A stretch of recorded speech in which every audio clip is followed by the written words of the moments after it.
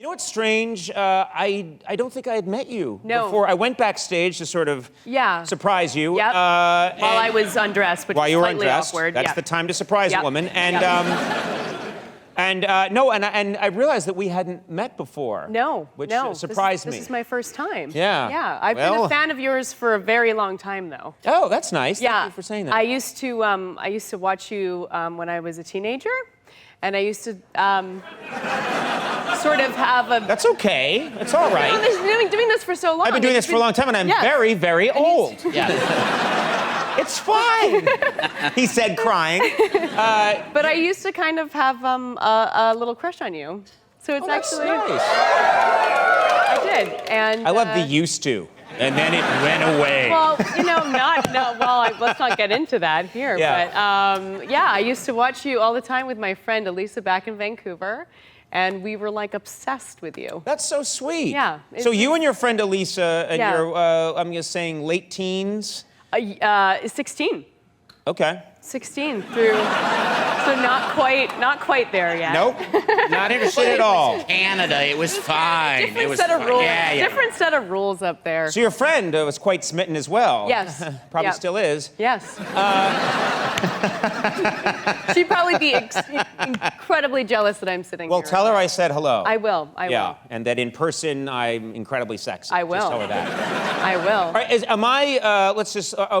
am I your type? Like, do you go for like quirky? No, listen, we all understand. You're married, I'm married. Yeah. It's not happening.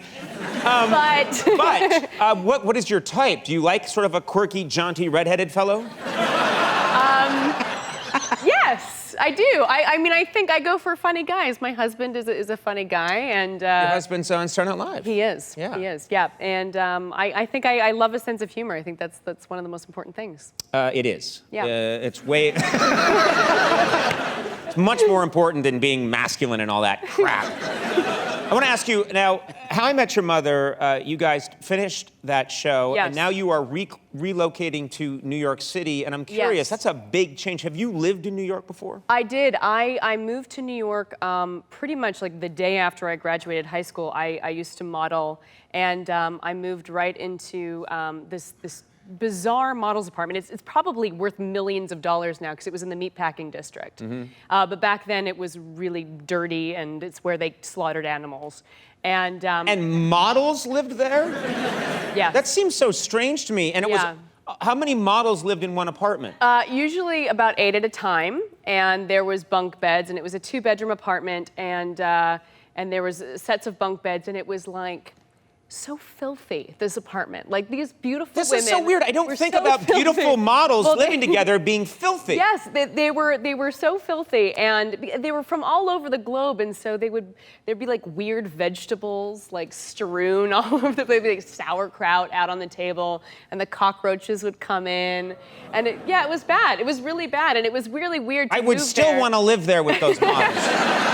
Nothing you say can make me not love an apartment filled with models. In bunk beds. I don't care. You keep trying. Oh, and there was lava coming out. I don't care. I want to live with the models.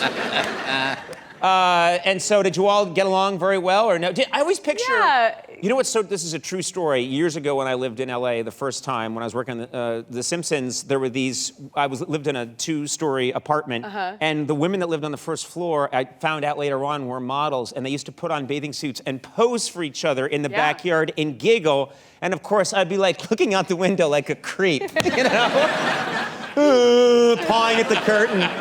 And I think they saw me once or twice, and they were like, ah! Pretty! He's up there with all those taxidermied birds.